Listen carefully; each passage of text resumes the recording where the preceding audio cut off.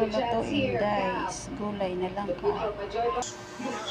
Yan na guys ang ating sibuyas, bawang, luya, sahog. Ilagay na natin yung sibuyas, bawang. Ayan na guys. Lagay na natin yung sahog na tulingang isdang prinito.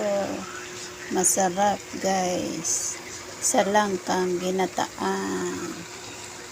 May isdang pritong tulingan. Yan. Ayan na guys. Nilagyan natin ang sili. Ilagay na natin yung gata.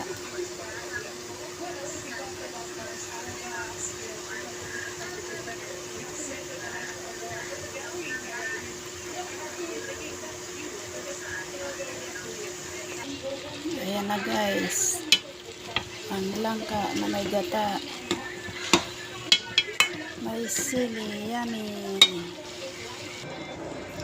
Ayan na guys. Luto ng ating ulam na langkang ginataan.